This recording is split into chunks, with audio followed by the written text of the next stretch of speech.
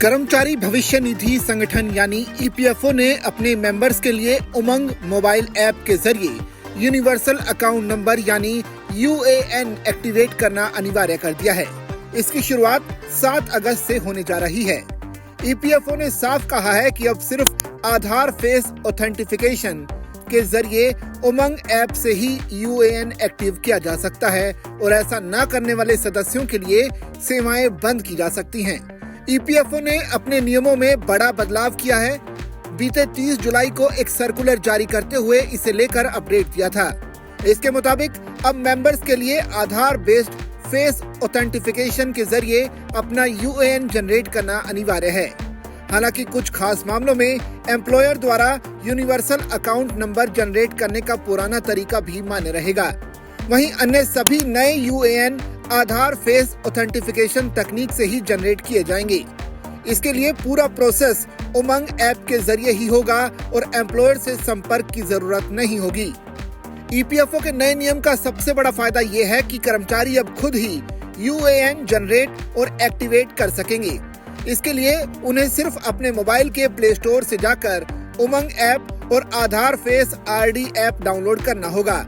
इसके एक्टिवेट होने के बाद यूजर यूएएन कार्ड की डिजिटल कॉपी भी यहीं से डाउनलोड कर सकते हैं और इसका सीधे ईपीएफओ के साथ जुड़ने के लिए एम्प्लॉयर के साथ शेयर कर सकते हैं। नई तकनीक से यूएएन जनरेट करने के लिए यूजर के पास वैध आधार कार्ड नंबर, इसके साथ रजिस्टर्ड मोबाइल नंबर होना चाहिए।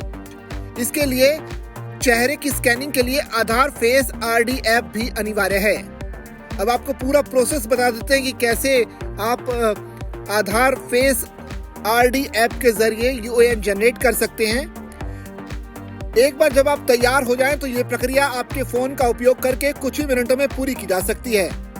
ऐसे मिनटों में अपना यूएएन नंबर बना सकते हैं। सबसे पहले अपने मोबाइल फोन में उमंग ऐप खोलें और ईपीएफओ पर जाएं। अब यूएएन अलॉटमेंट पॉइंट एक्टिवेशन को सिलेक्ट करें। यहाँ आधार नंबर और रजिस्टर्ड मोबाइल नंबर दर्ज करें और आधार सत्यापन के लिए बॉक्स पर क्लिक करें। सेंड ओटीपी पर क्लिक करें और मोबाइल पर आए ओटीपी के जरिए सत्यापन पूरा करें। अब फेस ऑथेंटिफिकेशन पूरा करना होगा। इसके लिए आधार फेस आईडी ऐप इंस्टॉल करें। अगर सिस्टम को मौजूदा यूएएन नहीं मिलता है तो फिर एक नया यूएएन क्रिएट किया जाएगा। सत्यापन के बाद आपका यूएएन और एक अस्थायी पासवर्ड एसएमएस के जरिए भेजा जाएगा। ये पहली बार यूएएन कार्ड यूज करने वालों और पहले से इस्तेमाल कर रहे दोनों के लिए है जो एक्टिवेट नहीं है। अब बताते हैं कि आखिर ईपीएफओ ने ये बदलाव क्यों किया है।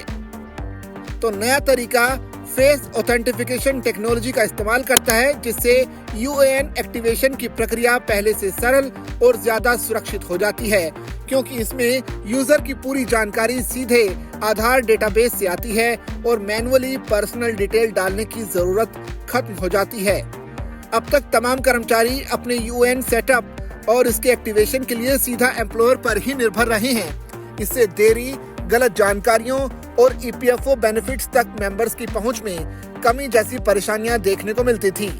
नए तरीके से इसकी गुंजाइश खत्म हो जाएगी। हालांकि अंतर्राष्ट्रीय कर्मचारियों, नेपाल या भूटान के नागरिकों के लिए पुराना प्रोसेस ही चालू रखा गया है।